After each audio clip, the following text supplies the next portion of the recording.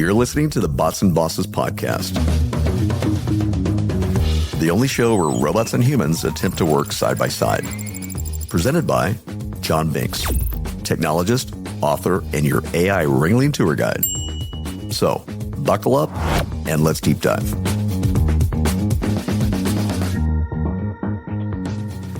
Today's show is presented by John Binks of Bots and Bosses. Okay, so you hear this quote: America is the country that started the AI race. And as President of the United States, I'm here today to declare that America is going to win it. Wow. Yeah. That's pretty direct. Right. That's President Trump speaking just recently, July 23rd, 2025, at the Winning the AI Race Summit. And, I mean, it just instantly signals this huge shift, doesn't it? Absolutely. It's a declaration, really. Sets a completely different tone from, maybe what we've seen before. Exactly. It's like we're moving from reacting to AI to actively trying to, dominate the field. So today, that's where we're doing a deep dive into this new initiative. It's called Winning the AI Race, America's AI Action Plan. 28 pages, right? Yep, 28 pages. And it's not just talk. There are 3 specific executive orders backing it up, all designed apparently to fast-track the U.S. to global AI leadership. Mm-hmm. And the sources we've looked at, they all point to this really aggressive pro-innovation agenda. It feels like a very clear break from the previous administration's focus, which seemed more on regulation, maybe safety first. A decisive departure, yeah. That's how many are framing it. Okay, so let's unpack this. Let's see what's actually in this blueprint. Yeah, and what's fascinating here, I think, is just the sheer ambition. That's really our mission for this deep dive, right? To pull out the most important bits from all the sources we have. Right. We've got the speeches, the actual report. Exactly. The official 28-page plan, plus analyses from places like Barron's, Just Security, The Verge, Wired, a whole range of perspectives. A good mix. Yeah. And the goal is really to help you, the listener, understand all the different sides of this huge policy shift. Yeah. Not just, what the plan says, but why it matters. What are the ripple effects, the potential consequences long term? And we need to look at both sides, right? The support and the criticism. Absolutely. We'll lay out the arguments from proponents, those who are enthusiastic, and also the critical viewpoints, the concerns people are raising, all based on the material we've gathered. And maybe it's good to just state this up front. Some of this stuff gets politically charged. Definitely. But our job here is just to report on what's in the sources, what the plan says, what the commentary is. We're not, taking sides or endorsing any particular view. Exactly. We're conveying the ideas and arguments from the source material itself, providing a comprehensive, impartial look. That's the aim. Okay, perfect. So let's start at the beginning. Yeah. The launch, that summit you mentioned. Tell us about the setting, the vibe. Right. So the big reveal was July 23rd, 2025. It happened at the Andrew W. Mellon Auditorium in D.C., quite a historic grand venue. Sets a certain tone. It does. And it wasn't just a standard government press conference. It was framed as a major summit. And interestingly, it was hosted by the Hill and Valley Forum and the All In podcast. Oh, interesting. So tech and policy worlds colliding there. Very much so. It really shows how this AI conversation has moved beyond just government agencies and into the heart of the tech community, the investor community. It's got broad interest. So at this summit, they released the plan, America's AI Action Plan, 28 pages, backed by those 3 executive orders. That's the core package, yeah. All aimed at solidifying U.S. global leadership in AI. And sources like Barron's and Just Security, they're emphasizing this isn't just a tweak, it's a real pivot. A pivot towards that aggressive pro-innovation stance, very different from the maybe more cautious regulatory approach seen before. And President Trump himself, he really leaned into that national pride angle, didn't he? Yeah. I remember a line something like, winning the AI race demands a new spirit of patriotism. And national loyalty in Silicon Valley. Yeah, that quote stood out. It really injects this intense focus on American exceptionalism, this competitive spirit, right into the foundation of the plan. Sets the stage very clearly. It really does. And this context, this introduction, it's crucial for understanding the administration's whole strategic shift here. It's a fundamental change in philosophy, you could say. How so? Well, it's moving away from what many saw as preemptive regulation, prioritizing safety, ethics, managing risks before things get rolled out widely, and shifting towards putting innovation first, almost above all else. This new approach sees rapid innovation as the key driver for global leadership. It's not just about making tech faster. It's about power. geopolitics. Exactly. It's about reshaping the global landscape through tech dominance. The very framing, calling it a race, demanding national loyalty, it gives it this competitive, almost national security feel. Even though it's also deeply economic and social policy. Right. It suggests that, in their view, the fastest path, maybe the least restricted path, is the best way to secure America's place. Other things, like maybe safety or equity concerns, while perhaps acknowledged, seem secondary to that main goal. That underlying philosophy. Okay, I see how that would shape everything else. Precisely. It underpins every pillar of the plan we're about to get into. So keeping that context in mind is, I think, really vital. Got it. Okay, so let's dive into those pillars. Pillar 1 seems to be the absolute starting point. Igniting innovation through deregulation. Yeah, this is presented as the core strategy, really. Job 1. And the aim is just remove the barriers, reverse rules from the previous administration. Essentially, yes. Clear the decks, so to speak. Okay. There was actually an earlier executive order, 14179, signed back in January 2025. Okay. And that one formally rescinded President Biden's AI safety framework. Wikipedia notes that as the official starting gun for this new innovation-first direction. So very hands-off signal to industry. Less regulation equals more innovation, the thinking. That seems to be the core belief driving it, but it's not just about removing rules. There are also specific directives within this deregulation pillar that are really significant. Like what? Well, the plan actually mandates that federal agencies must procure AI systems that are deemed, wait for it, ideologically neutral. Ideologically neutral. Okay, that sounds complicated. What does that mean? Well, according to the administration's interpretation outlined in the plan, and as reported by FedScoop, it effectively bans what they call woke AI in government contracts. Woke AI. So they're defining neutrality by what it's not. It appears so. The requirement is that AI outputs should not reflect what they consider a progressive ideological stance.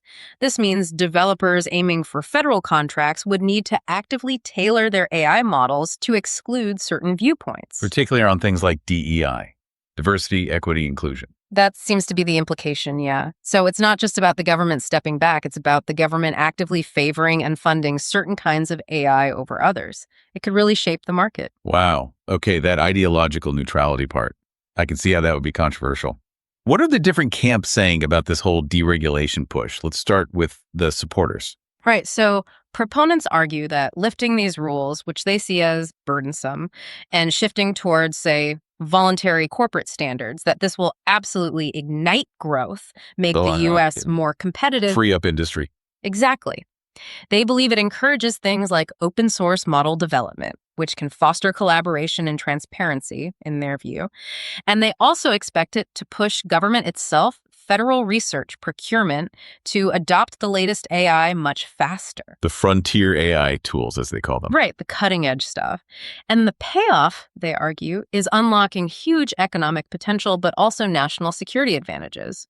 The Verge highlighted this perspective that it acts like a stimulant removing red tape. Okay, that's the pro-innovation argument. But what about the other side? What are the risks or the criticisms? Well, this raises a really important question, doesn't it? What's the potential downside of going innovation first, especially with these ideological strings attached? Critics, and you see this in reporting from Wired and The Verge, they worry deeply about accountability. If you rely mainly on companies making optional promises about safety or fairness, and you couple that with these ideological tests, where does the buck stop? Who's responsible if something goes wrong? If an AI is biased or causes harm? Exactly. Without strong independent oversight or clear legal ways to get redress, critics fear a kind of Wild West scenario.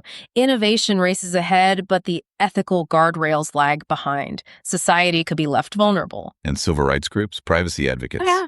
They must have concerns. Oh, definitely. They're warning that this could actually stifle free expression and sort of paradoxically that trying to mandate neutrality by excluding certain topics might just embed a different kind of political bias into these AI systems. So the very definition of neutral is up for grabs. Precisely.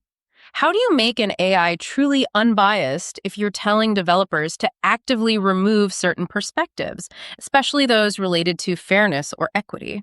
It creates this real tension between wanting rapid progress and needing to ensure these powerful tools are fair and transparent for everyone. Yeah, that's a huge tension.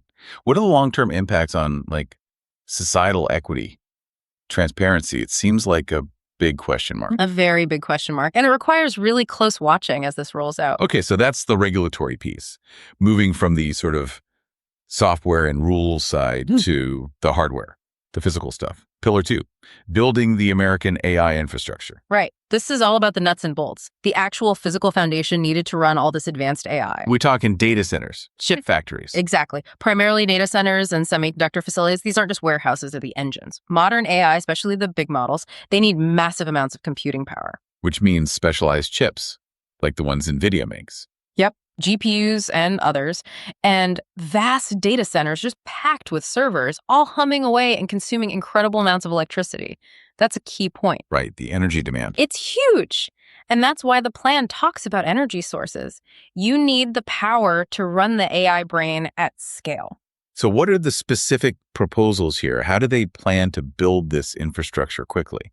Well, it's pretty direct. They want to streamline the permitting process, make it faster to get approval to build. They're talking about easing environmental restrictions and even potentially reviving traditional energy sources, natural gas, coal, nuclear, to provide the sheer amount of power needed for this build out. Because let's face it, these AI centers are energy hogs. Yeah, no kidding. Yeah. And it's not just the buildings and the power, right? There's a workforce piece too. Absolutely. So. The plan includes investing in training, not just high-level AI programmers, but electricians, HVAC technicians, all the skilled trades you need to actually build and maintain these complex facilities, plus broader AI education programs. So building the physical and the human infrastructure. That's the idea, according to the White House sources.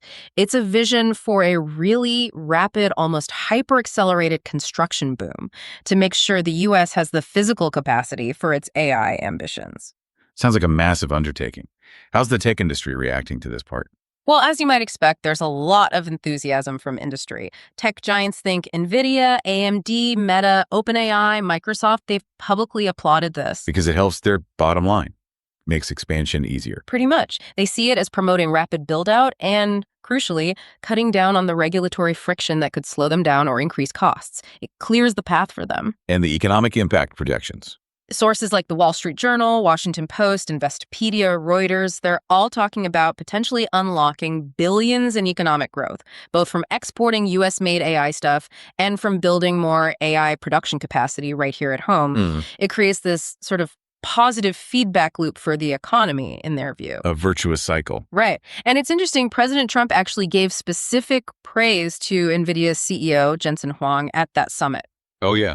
What did he say? According to PC Gamer, he joked he once didn't know NVIDIA existed, but then quickly pivoted to recognizing its, quote, 100% market share in AI chips. And he even suggested NVIDIA should not be broken up because Huang has a near insurmountable lead. Wow, that's quite an endorsement. Basically saying, keep doing what you're doing, dominate the market. It signals a really strong alignment, doesn't it, between the administration's goal of rapid AI dominance and the interests of the leading hardware companies. It suggests a willingness to support these big players, maybe even overlook potential antitrust concerns, all in the name of national tech leadership. A national champion strategy almost. Okay, so industry is happy, but surely this rapid build-out, easing environmental rules, that must be raising red flags elsewhere. Oh, absolutely. Environmental groups and community advocates are definitely sounding the alarm. They're worried about the ecological cost. The energy consumption, the land use. Exactly. Especially with the push for more traditional energy sources and the easing of regulations. Their focus isn't just profit. It's the potential impact on local ecosystems, resources, climate change. And it's not just environmental groups, is it? I read somewhere even some conservatives are pushing back. That's right. And this is fascinating. Sources like People.com and the Wall Street Journal mention Representative Marjorie Taylor Greene, for example. Okay.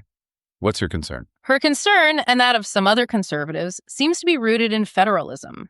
They worry that the plan's push for federal oversight and deregulation might actually weaken state authority.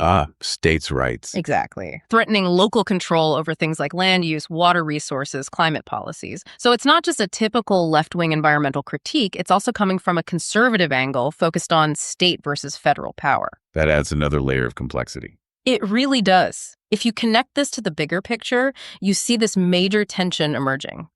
On one hand, the drive for fast economic growth, which industry loves. On the other, serious concerns about environmental protection and who gets to make decisions, Washington, D.C., or state and local governments. And that tension could actually slow things down. Potentially, yes. If states or cities feel their authority is being overridden or their environment is threatened, you could see legal challenges. Lawsuits could tie things up in court for years, possibly delaying the very infrastructure build-out the plan wants to accelerate. So the promise of speed might run into the reality of legal battles and local resistance. It's a distinct possibility.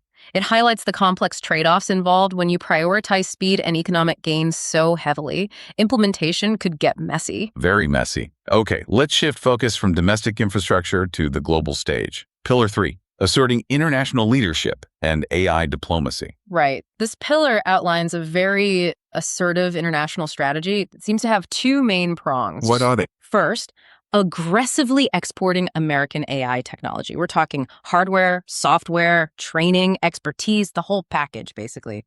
Get it out there globally. Make U.S. AI the world standard. That seems to be the vision. But at the same time, the second prong is to tighten export controls on adversaries, particularly China. So, sell to allies, restrict rivals. Exactly. According to sources like the Workforce Bulletin, the strategic goal is twofold. Deny advanced AI computing capabilities to competitors while simultaneously promoting a global AI ecosystem led by the U.S. Expand influence, limit rivals. How is this being received by, say, foreign policy experts? Well, from a supportive angle, policy analysts at the Council on Foreign Relations, the CFR, they tend to commend this dual approach. They see it as a necessary countermove to China's own global tech initiatives, like the Digital Silk Road. Oh. The idea in the U.S. plan is to offer allies more than just bits and pieces. They talk about providing a secure, full-stack AI package. Full stack, what does that entail? Basically everything, from the trusted hardware chips all the way up to the sophisticated software platforms, plus the training and ongoing support needed for allies to really integrate these American systems. They even mention financing options. Oh, it's a comprehensive offering. Right. And the view is that this fosters U.S. leadership, keeps allies strategically aligned, and builds this U.S.-centric tech sphere to counterbalance rivals. It's about using tech dominance for geopolitical influence. It sounds almost like building alliances through technology. A kind of digital Marshall Plan, maybe? That's an interesting analogy. It's definitely about more than just sales figures. But if you're pushing your tech out so aggressively, doesn't that create risks? You mentioned tightening controls on China, but how do you actually balance boosting exports with keeping sensitive tech out of the wrong hands? Seems like a tough balancing act. It's incredibly tough, and that's exactly the critical tension experts are pointing to. There's this potential conflict baked right into the strategy, maximizing export growth versus maintaining tight control over cutting-edge U.S. AI capabilities. How so? Well, analysts, especially at Just Security and even some voices within the CFR, they highlight this concern quite sharply. They worry that the drive to maintain the global market dominance of companies like NVIDIA, which, remember, got that explicit praise from Trump. Right, the don't break them up comment. Exactly. They worry that the desire to maximize market share for these American champions might, in practice, lead to loopholes or maybe less stringent controls than national security might otherwise demand, potentially allowing broader access, maybe even for China, to certain levels of U.S. chip technology. So prioritizing market share over security, potentially. That's the concern being raised, that short-term economic gains for U.S. tech giants might come at the cost of long-term strategic advantage if sensitive technology leaks out or transfer controls aren't perfectly enforced. It's a classic trade-off. Economic benefits now versus strategic security later. Precisely. How the administration actually navigates that delicate balance and implementation, which deals get approved, which technologies get restricted, that will be absolutely critical. The stakes are really high for intellectual property, tech transfer, and the global balance of power. Yeah, a high-stakes game indeed. Okay, let's bring the focus back home again, but this time to the people involved. Workforce development and economic opportunity. How does the plan address the impact on workers? Right. This is crucial. It recognizes that AI isn't just about machines. It's about people's jobs and livelihoods. There were actually earlier executive orders. Back in April 2025, orders 14277 and 14278 that kind of laid the groundwork here. Okay. And what's the main focus in this action plan? The key focus is on prioritizing two things: general AI literacy, and specific skilled training for jobs that are going to be in high demand because of this AI push. Like the infrastructure jobs we talked about earlier. Exactly. Electricians, HVAC technicians, people needed to support the AI infrastructure building and maintaining data centers, chip fabs, all of that. Very concrete, hands-on roles. And the overall goal. The overarching aim, according to the White House sources, is just to get the American workforce ready for this fast-growing AI economy. Equip people with the skills they need so they can grab these new opportunities rather than, being left behind by automation. So it's acknowledging that you need the people, not just the tech. Precisely. You need the skilled workforce to actually build, operate, and maintain the whole system. How's this aspect being received? Is it seen as a positive step? Well, from the supportive side, yes. Advocates really praise the plan for explicitly including these education and reskilling programs. They see it as offering a worker-first agenda. Worker first, meaning the goal is to make sure AI adoption actually drives job growth rather than just displacing workers. The vision is to equip people, a broad range of people with the capabilities to not just survive, but actually thrive in this changing economy. And AI literacy, that doesn't just mean coding, right? Right. No, not necessarily. For many people, it might mean understanding how AI impacts their specific industry, knowing how to use AI tools effectively in their job, or maybe pivoting into roles that support the AI ecosystem, even if they aren't building the core tech. It's about preparing people at different levels for this new landscape. That sounds good in theory, making sure the benefits are shared. That's definitely seen as crucial by proponents, a way to ensure AI lifts more boats, so to speak. But is it just aspirational? Is there actual funding and structure behind these training initiatives? Or is it more like a wish list? That's the critical question, isn't it? Are they putting real resources behind it? And this is where skepticism creeps in. Okay. Some analysis, including an academic study mentioned on RCAF, warns that without clear, dedicated funding streams and, importantly, some kind of enforcement or robust program structure, these initiatives could just end up being nice ideas on paper. Just aspirational statements. Right. Analysts often point out that historically, big technological leaps like the internet, GPS needed sustained federal backing, especially for foundational research and building the initial infrastructure. If this plan doesn't deliver that tangible, long-term investment beyond just policy announcements, then the workforce goals might fall short. that's the risk. The ambitious goals for reskilling and creating opportunity might not translate into real-world jobs and benefits for enough people. It really highlights the difference between saying you'll do something and actually funding and implementing it effectively. Execution is everything. Needs follow-through. Absolutely. Intentions are great, but they need resources and consistent effort to make a real difference for the workforce. Okay, that makes sense. So let's zoom out again. We've looked at deregulation, infrastructure diplomacy, workforce. What are the broader implications? Let's try to weigh the potential benefits against the risks here, starting with the upside. Right. On the economic and national security front, the outlook presented by supporters is very positive. Sources like Barron's and the Wall Street Journal, they're quite optimistic. What are they projecting? They report the plan could unlock massive export opportunities, partly by reducing some export controls. And there's talk of potential investment revenues maybe exceeding $100 billion, facilitated by entities like the Export-Import Bank. Wow, $100 billion. That's significant. It is. And major tech firms, their executives are talking about a potential golden age of innovation for the U.S. It definitely paints a picture of a major economic boost if things go according to plan. So for you, the listener, this could translate into more American AI products out there, maybe new economic activity, job growth in certain sectors here at home. That's the potential upside being presented, yes. But then you have to balance that against the risks and criticisms. And one big one seems to be the whole framing of it as a race. Exactly. That very language, winning an AI race, has drawn a lot of criticism from experts. Why is that framing seen as problematic? Well, warnings highlighted by Wikipedia and other sources suggest that this kind of competitive arms race mentality can be dangerous in tech development. Historically, when sectors get hyper-competitive like this, there's often pressure to cut corners, maybe compromise on safety, just to be first. Rush things out before they're really ready or fully understood. That's the concern, that the drive to win could overshadow the need to be careful, ethical, and safe in how these incredibly powerful AI systems are built and deployed. It might encourage risk-taking that we later regret. And beyond just technical safety, we touched on this earlier, but there are big civil liberties and equity concerns, right? especially around that woke AI ban. Absolutely. Policy critics are really hammering this point. They worry that banning woke AI isn't just about neutrality, it's about actively censoring important discussions about diversity, equity, and inclusion within AI development and deployment. How could that cause harm? Well, the argument is, if you remove DEI considerations from federal AI risk guidance, the resulting AI models might be more likely to perpetuate existing societal biases or even actively harm marginalized communities.